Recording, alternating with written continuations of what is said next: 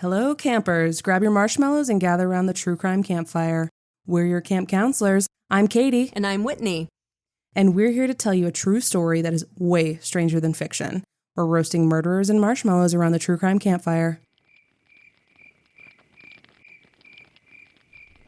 I don't know about you campers, but I like to have emergency plans for any eventuality. For example, what if I find myself in the center of a maze with only my wits to get out? What would I do? Of course, the secret to escape a maze is to keep your hand on one wall while you walk, and eventually you'll find yourself at the exit. This case is a little bit like a maze. Every time the investigators thought they had a break in the case, they found themselves at yet another dead end. But luckily, they kept pushing forward and eventually found sunlight. This story is about betrayal and loss and family. This is Labyrinth, the murder of Romano Campbell.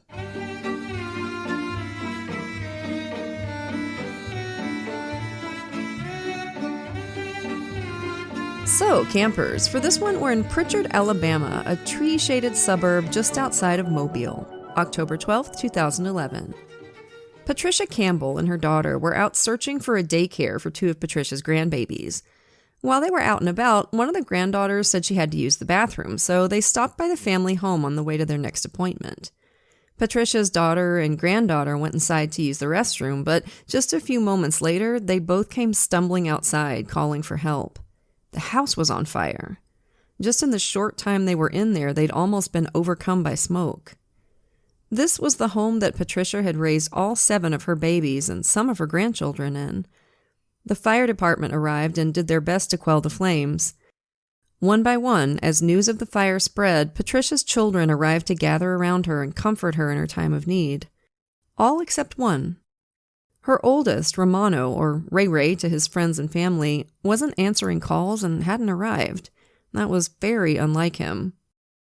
Strangely enough, across town, Romano's wife Eugenia was wondering the exact same thing. Where was Ray Ray? In the late afternoon on the same day, Eugenia placed a call to dispatch, requesting a police officer to her house. She said her husband's car was in the driveway, but his trunk was open and their front door was wide open with the keys left in the door. The responding officer went inside and saw a pair of legs sticking out from behind the couch. There he found the body of a black man with gunshot wounds to the torso. Later autopsy would find that there were 16 gunshots fired into this man's body. A license found in a backpack at the scene identified the man as Romano Campbell. His poor mom was already losing all her earthly possessions, and now she was about to get the worst news a mother could possibly get. What in the world was happening in Pritchard, Alabama? Over at the murder scene, investigators immediately noticed a few interesting things about the scene. First of all, the sheer number of gunshot wounds that Romano suffered indicated overkill. Whoever shot Romano knew him and had some kind of vendetta against him. One of the detectives indicated that this was the most gunshot wounds he'd ever seen on one victim in his entire career. Second, there was nothing missing from the scene. If this was a burglary gone wrong, Romano and Eugenia's house was ripe for the picking. There were TVs, there were game systems, jewelry, valuables all over the place in plain sight, but all of it was untouched. Well, there was something missing from the crime scene. It seemed like whoever had shot Ray Ray had taken the time to pick up most of the shell casings from the gun. The forensics team only found 2 or 3 of the casings. A burglar wouldn't have taken the time to pick those up, especially after being interrupted by the homeowner. Immediately, the Pritchard PD were suspicious of the timing of the murder and the fire across town. Was it possible that the 2 incidents were connected? I mean, it seemed likely. As with any death of a married person, their spouse is the first person the authorities are going to question, so Eugenia was brought in for questioning. They wanted to know why she wasn't home the previous evening and how often she saw her husband. Romano worked on an oil rig, which had him working 2 weeks on, 2 weeks off. She told investigators that he called her about 15 minutes prior to arriving home and they spoke for a bit. She and Romano's 4 children were staying at her sister's house that night. The next morning, she called him, but he didn't answer his phone. It wasn't until that afternoon that she started getting worried and had her sister drive her home to check on him, where she found the front door wide open and called the police. When pressed about why she didn't stay at her own house, especially to see her husband who'd been gone for 2 weeks, She said that her home had been burglarized while Romano was out of town. There was a police report substantiating that, that the house had been broken into and that nothing was taken. Except now she told the detectives an extremely chilling little detail. Something had been taken. Romano's gun was missing. This gun just so happened to be the exact kind of gun used to kill Romano, which is obviously not good, right? I don't know any kind of burglars that would break into a house, steal a single gun, break into the same house again just to kill a guy unless they knew the guy and the motive of his murder. So the suspect pool had to have been getting pretty shallow, right? Oh, for sure. Unfortunately, the investigators didn't have a whole lot to go on. No one really seemed to have any beef with Ray Ray. He was a decent dude, and unless more evidence surfaced or someone talked, the police didn't really have anything, right? Eugenia had an alibi. Everyone in Romano's circle had alibis. The case was very quickly going cold. The family had no real choice but to start picking up the pieces. They held Romano's funeral about a week after his death, and as far as funerals goes, it kind of looked like a barn burner. There's video of it, and you can see it looked like he was loved, right? Oh yeah, big time. His mom was the officiant, and everyone was singing and hugging each other and crying. Everyone except Eugenia. It's something we say all the time on this show, that everyone handles grief differently, but Eugenia was weird. Like I said, people were singing and crying, but Eugenia was genuinely creepily smirking through the entire thing. And she'd hold a handkerchief up to her face, but one of Romano's sisters observed that she didn't actually shed any tears. In fact, Eugenia joked that she didn't have any tear ducts left in her eyes to cry. Weird. Romano's family was kind of used to Eugenia's turbo weirdness. In fact, it was par for the course for her. Yeah, that's a new one for me. I need to use that the next time somebody makes me watch The Notebook. Oh, I can't cry. I don't have any tear ducts. I just love that there's people in your life that are holding you at gunpoint, making you watch Nicholas Sparks movies. I actually have a couple of people who hold me hostage with terrible movies. Not that The Notebook is a terrible movie. It's just not my cup of tea. No, you got to watch terrible slasher movies with Whitney. That's how you get. That's how you all lure. I want to watch is horror movies. That's how you lure her to your lair. Is with that slasher and thrillers. Movies. I also like psychological thrillers. Yeah. Romano met Eugenia Singleton at a performing arts school in 1998, which is maybe where she got her acting chops. I don't know. He was definitely interested in her, but he knew that if he wanted to go study with a girl, he had to bring her home to make sure she was up to Mama Patty standards. Eugenia was an excitable and flirty girl, and Romano was gone for her. When he brought her home, Eugenia minded her P's and Q's around Patricia, always saying, yes, ma'am, no, ma'am, and keeping her head down. Yeah, see, that's a red flag for me. I get suspicious when people are that, deferential to somebody that they're trying to impress. It's one thing to just be polite, but when you're meeting your boyfriend's mom and you're all head down, yes, ma'am, that makes me suspicious. You're hiding something, you know what I mean? Yeah, because that is not who Eugenia was. Like you said, it's be you, and if that's not good enough for your boyfriend's mom, sorry. Yeah, and be polite, but you don't have to be all crawling on your belly. That's weird, and that makes me think you're trying to slip one past me. And Patricia was interviewed a million times about this case. I don't think that's what Patricia wanted either. You could tell Patricia is definitely likes respect, but I don't think Patricia needs to be you don't need to roll over and show your belly. She just she just needs someone to, be polite to her. Yeah, she seemed like a very warm person, actually. I don't think you'd need to be scared of her. You know, she seems like she'd be easy to get to know. So why not just be oh, hey, Romano's mom, it's great to meet you. But, yeah. Yeah. Patricia never had any concerns about the relationship, at least at first. A few months after the relationship began, though, Patricia noticed that Romano didn't have any money when he usually would have like a healthy amount of cash from his paycheck.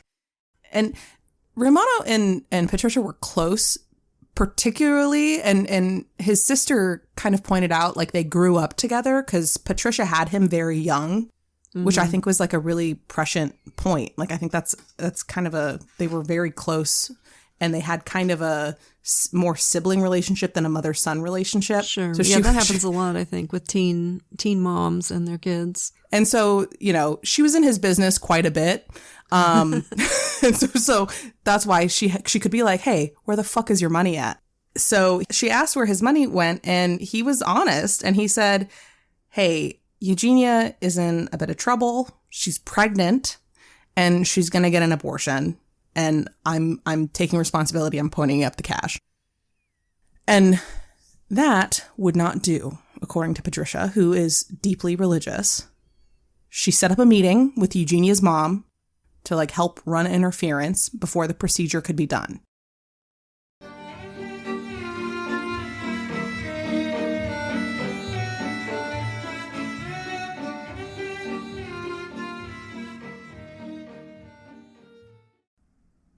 Hey campers, Katie here. As I've gotten older, it's become less acceptable to look like you're just waiting until it's time to go to the gym. So I've tried to make a better effort to look like a person every day, and it's amazing how it makes me feel. Quince has made this process easy and fun.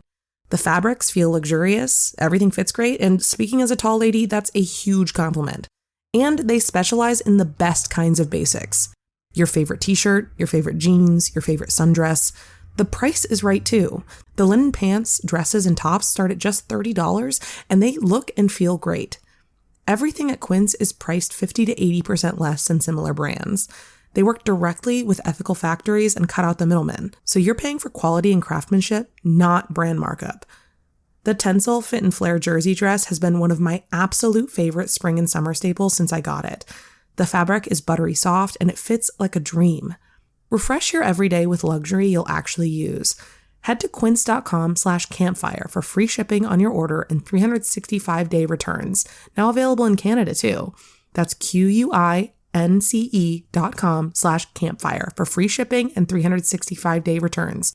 Quince.com/campfire. Starting or growing your own business can be intimidating and lonely at times. Your to-do list may feel endless with new tasks, and lists can easily begin to overrun your life. So finding the right tool that not only helps you out, but simplifies everything as a built-in business partner can be a game changer. For millions of businesses, that tool is Shopify. Shopify is the commerce platform behind millions of businesses around the world and 10% of all e-commerce in the US. From household names like Gymshark, Rare Beauty, and Heinz, to brands just getting started. Shopify has hundreds of ready-to-use templates that can help you build a beautiful online store that matches your brand's style. And you can tackle all the important tasks in one place, from inventory to payments to analytics and more. No need to save multiple websites or try to figure out what platform is hosting the tool that you need. And if people haven't heard about your brand, you can get the word out like you have a marketing team behind you, with easy-to-run email and social media campaigns to reach customers wherever they're scrolling or strolling. Start your business today with the industry's best business partner, Shopify, and start hearing. Sign up for your $1 per month trial today at shopify.com/realm. Go to shopify.com/realm. That's shopify.com/realm.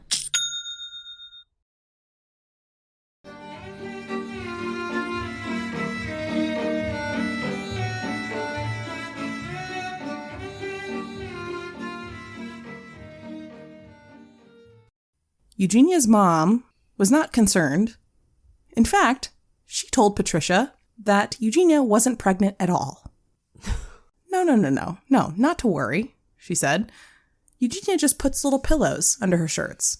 Your son was just tricked. That's all. Oh. That's it, is it? The way her mom just described it was that Eugenia was always running around and doing this too. So it wasn't like this was just to scam poor Romano out of his money. It's possible she liked the attention because she was doing this at school. Oh my God. if she did it often enough to have specific pillows she did it with, it can't have just been a one-off thing. Like, she had pregnancy pillows. Like, obviously, this is just speculation, but God, right? Jesus, Murphy, her mom didn't even bat an eyelash. Like, oh, that's just Eugenia. She's always running some kind of horrifying scam. Isn't she a rascal? Lord have mercy. So Romano, of course, furious and heartbroken, ended his relationship with Eugenia. Good call. He graduated high school and joined the army, where he was able to see the world. He served in several posts all around the world, including Germany. He did 2 tours in Iraq and survived a frickin' IED explosion before retiring and returning home. But there was something about Eugenia. One day when Romano was home on leave, his mom was reading the marriage announcements in the paper, and lo and behold, her son's name was printed there in black and white along with Eugenia's. My God. When she confronted him, he told her that Eugenia had made amends with him. She'd apologized and said she missed him. He wanted to settle down and was, as Patricia put it, craving that family life. And that makes me so sad. Mm-hmm. He was so young at this point, and it felt like he really was just like, well, Eugenia's the best I'm going to ever get, so might as well. He deserved so much better than Eugenia. And I think it's possible, too, that, after surviving that IED explosion, there may have just been some vulnerability there, and Eugenia just, swept right in, as manipulators tend to do. So Patricia scheduled another meeting with Eugenia's mom, and Eugenia's mom said, well, y'all are a religious family. I hope you can do something with her. I hope you can change Eugenia, because she's very manipulative and she's a compulsive liar, and maybe she'll be something different with y'all, but if I were you, I would run while I can. Jesus, lady, that's your daughter. Yeah, this mom 100% had her daughter's number. And let me tell you, when your own mom warns somebody away from you, you need to reevaluate your life choices. It's too bad Romano didn't run screaming right there. Like, oh yeah, she's not pregnant. She's just pretending to scam your son out of money. Oh, she's getting married? Well, hopefully it'll change her fundamentally as a person. If not, good luck. She sucks. And I understand that at a certain point, it's too late. Like, your kid is the person they are. But, at that first meeting with the fake pregnancy, Eugenia was just 16. Mm-hmm. So there was definitely time for intervention. Yeah. And that attitude is just so crazy to me. Oh yeah, she uses my live, laugh, love pillows from the front room. Isn't that so creative? Our daughter's gifted. She's highly gifted. We must not try to clip her wings. But also, she's a demon child, so you better have some holy water ready. I have to wonder if this lady's only interaction with religion was like watching The Exorcist. Like, Patricia's going to call in the battle priest or some shit. I don't know, but whatever it was, it didn't work. Discipline your kids, y'all. Don't hope the in-laws are going to do it. Hashtag TCC unsolicited. I do have to say, though, that I don't think... No offense to Patricia, because I do think Patricia was just trying her best, but the constant, we got to meet with the in-laws probably didn't help this woman's, impression that, well, Patricia's going to fix it. Because Patricia probably did think she was going to fix it. Patricia was like, this will not do. We're going to fix it. But because if anyone was going to fix it, it was Patricia, but I think it was out of Patricia's hands. So Romano and Eugenia would go on to have 4 kids, and by the time of his death, they were all under the age of 12, still just babies. It's so sad. And that brings us back to the investigation, which was still cooling. The best lead that the investigators had was the connection between the fire at Patricia's house, the theft at the Campbell house, and the murder. The arson investigation wrapped up and found that it was an electrical fire. No. Seriously, it was a freak accident that just so happened to strike on the worst day of this family's lives. I cannot even imagine. This is like some kind of genetically modified mutant bad luck. If anybody deserves to win the lottery 12 times, it's the Campbell family. Jeez Louise. Did they have GoFundMes in 2011? I don't think so. But if they did, I hope everyone in the world donated. Because can you imagine? On the same day, it's just absolutely horrific. So now we know the fire's not connected. Romano's murder case went ice cold. The investigators didn't have any answers, but Patricia and her family weren't about to let that stop them. They picked up where the detectives left off and started their own investigation. And they pretty much immediately decided it was Eugenia. His family is so funny. Like, his mom and his sister got on Investigation Discovery, and they, first of all, their clothes were so beautiful, and they were looking through windows, and they were performing their own investigation, and we stand. Mm-hmm. They are honorary campers. Eugenia wasn't nearly as furious as they were with the lack of answers from the police. She wasn't at all left wondering who took her children's father away from them. She didn't seem like she wanted answers at all. Obviously, the Campbells are a close-knit family, and they tried calling Eugenia to stay in touch, but the number they had for her was disconnected. The very next day, after they tried calling her, Patricia and one of her daughters stopped by Eugenia's house to check on her, only to find that the house was completely empty. There was no sign of Eugenia or the 4 kids. They did find trash bins overflowing with Romano's clothes, as well as torn pictures of him.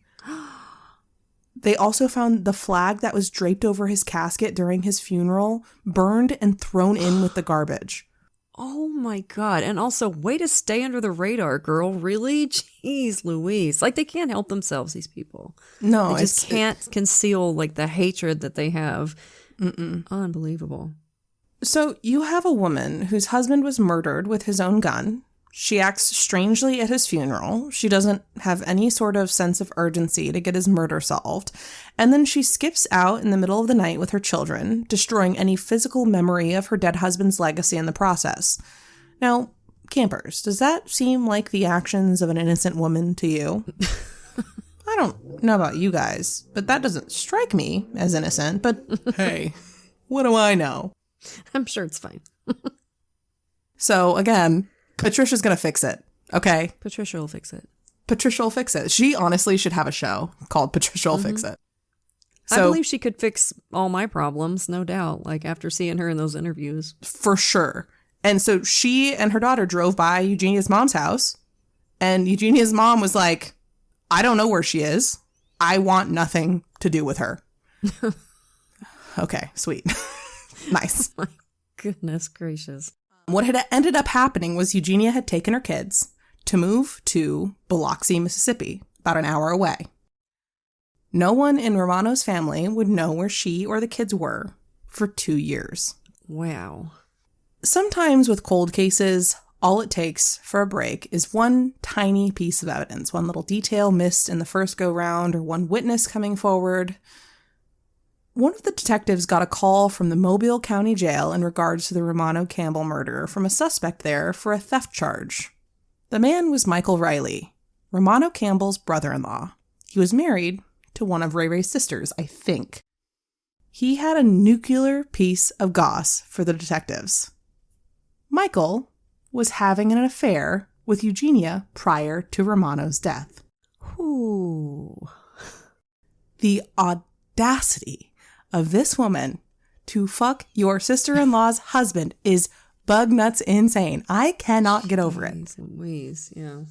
I'm not joking. I had to rewind this part of the show 4 times. And then I had to Google it to make sure I was understanding the relationship correctly.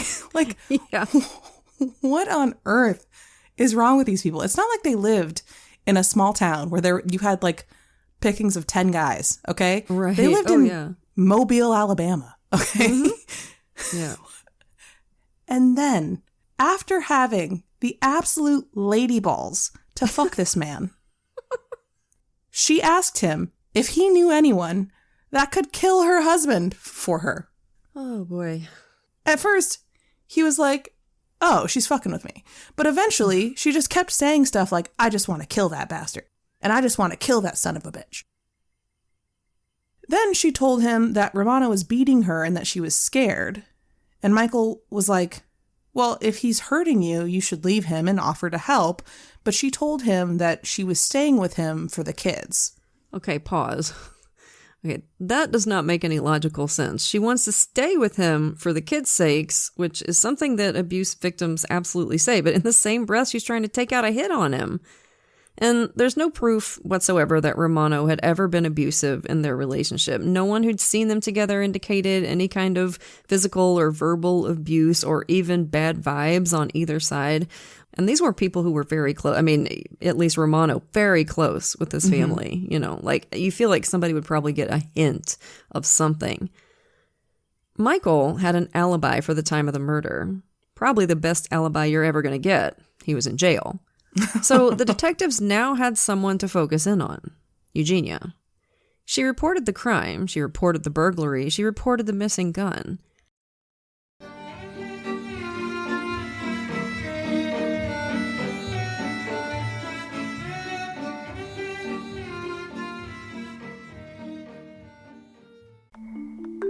From the parents behind Law & Order comes a mystery the whole family can enjoy. Patrick Picklebottom Everyday Mysteries. Step into the whimsical world of Patrick Picklebottom, a precocious 11-year-old with a love for reading and an uncanny ability to solve mysteries. Inspired by the beloved children's book of the same name, this podcast vividly brings Patrick's tales of deduction and everyday adventures to life as he unravels baffling enigmas and solves clever cases. Patrick Picklebottom Everyday Mysteries is perfect for kids and is just as entertaining for grown-ups who love a good mystery. The whole family can listen now, wherever you get your podcasts. The war is over, and both sides lost. Kingdoms were reduced to cinders, and armies scattered like bones in the dust. Now the survivors claw to what's left of a broken world, praying the darkness chooses someone else tonight. But in the Shadow Dark, the darkness always wins. This is old school adventuring at its most cruel. Your torch ticks down in real time, and when that flame dies, something else rises to finish the job. This is a brutal rules-light nightmare with a story that emerges organically based on the decisions that the characters make. This is what it felt like to play RPGs in the 80s, and man, it is so good to be back. Join the Glass Cannon podcast as we plunge into the Shadow Dark every Thursday night at 8 p.m. Eastern on youtube.com/theglasscannon, with the podcast version dropping the next day. See what everybody's talking about and join us in the dark.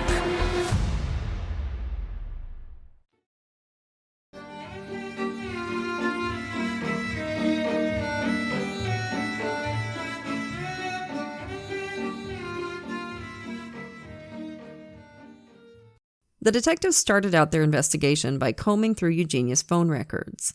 They figured that if she had the chutzpah to ask Romano's own brother-in-law to kill the guy, she probably asked somebody else too. Since she had an alibi, she didn't pull the trigger, but maybe somebody did it for her.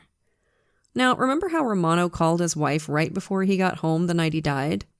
Investigators found that Eugenia called someone directly after that. When they subpoenaed the number, it traced back to a burner phone. So unfortunately, that was a dead end, but they did have the rest of her phone records, so they started checking all of her contacts out. And campers, they hit a treasure trove of booty calls. Now, we don't slut shame in this house, okay? And we never will, but is it fair if we're a little, slut in awe? Because our girl Eugenia was slamming ass all over the tri-state area. If it moved, she'd try and get her leg over it.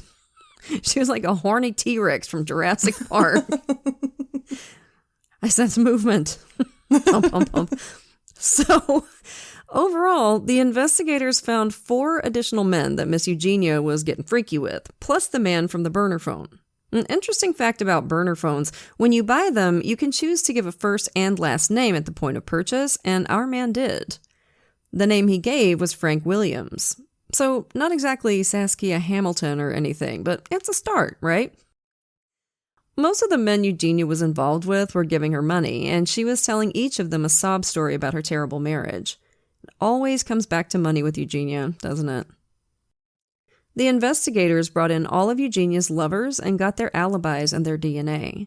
And they were all able to be ruled out as suspects, except Burner Phone Man. They hadn't been able to track him down at all.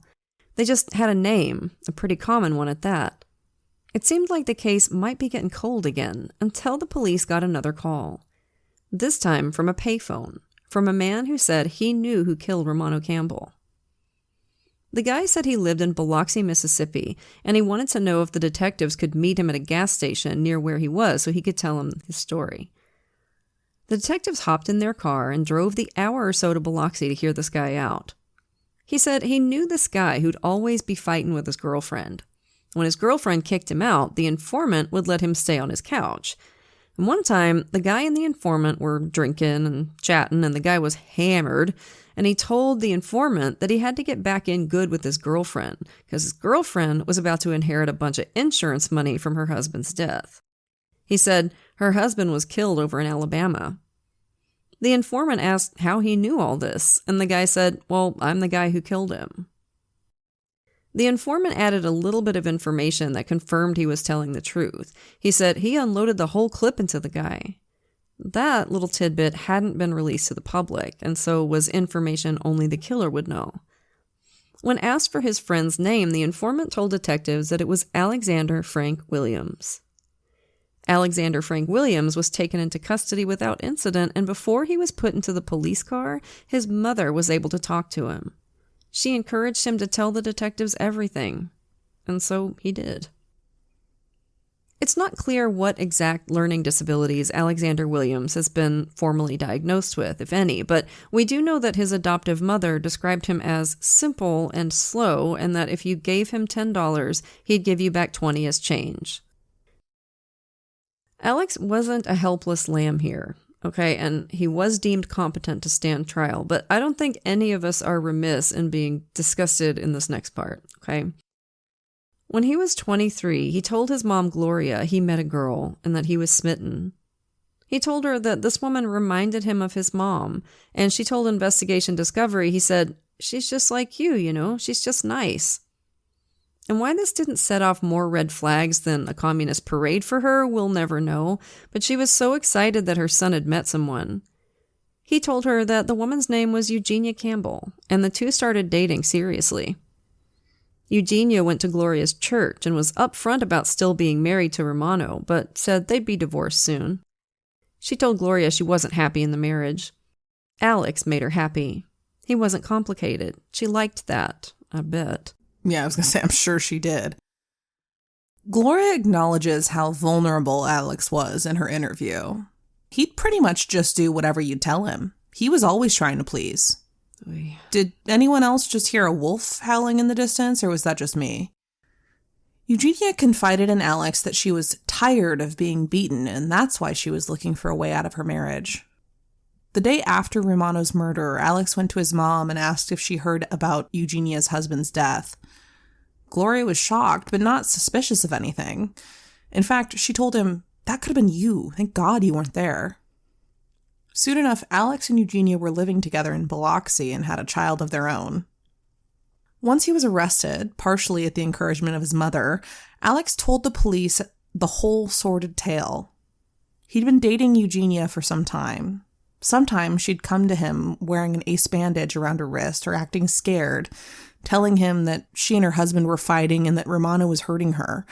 She told him that she was trying to get help from the police, that they just weren't helping. They didn't believe her.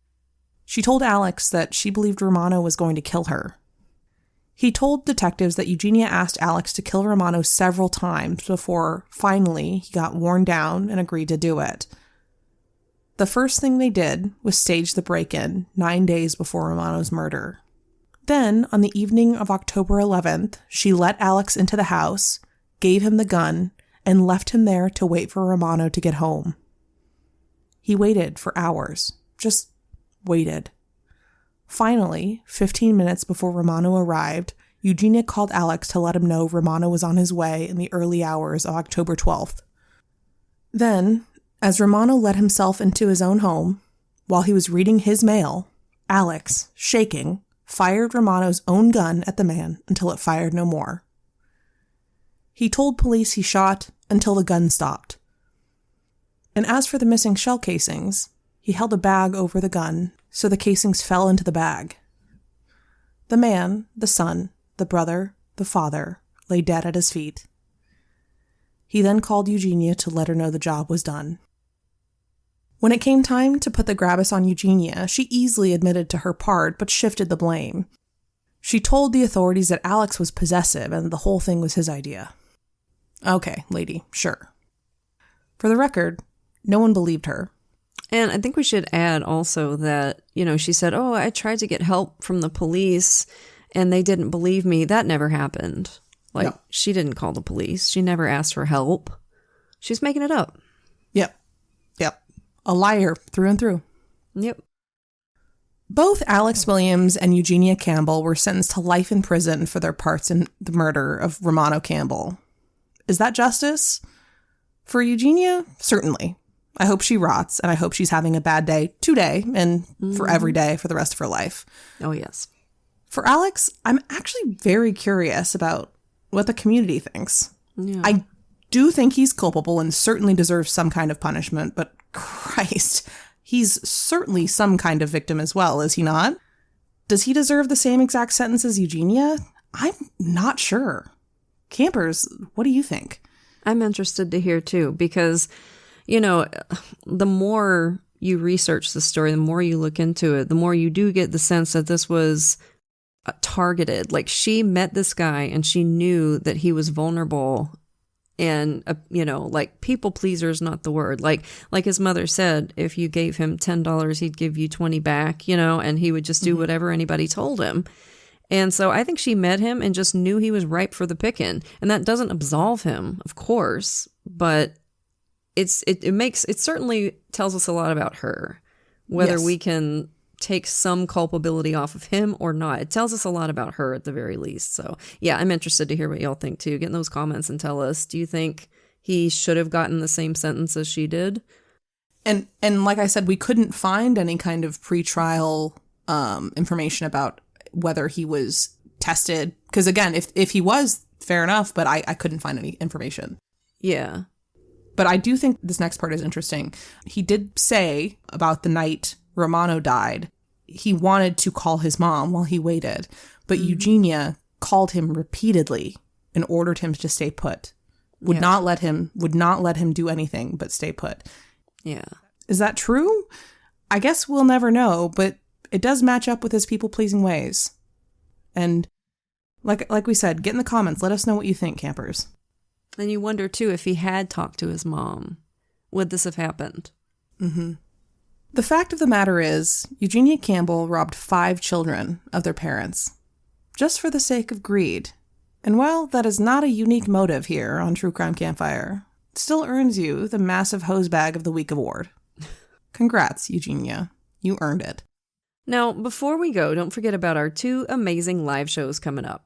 First, we've got Wet Hot Bad Magic Summer Camp, September 10th through the 13th, an amazing 4-day festival at an actual summer camp in Equinunk, Pennsylvania, hosted by Dan and Lindsay Cummins of Time Suck and Scared to Death, 2 of my all-time absolute favorite podcasts. If you've never listened, you are sleeping on both of them. Scared to Death is absolutely terrifying. I'm hard to scare, but some of those stories are just and Time Suck is just fascinating, and Dan's hilarious. He's a comedian. Anyway, listen, and we will be performing live alongside them and the podcast Astonishing Legends, in addition to a roster of awesome stand-up comedians and local bands. It is going to be a blast. We cannot wait.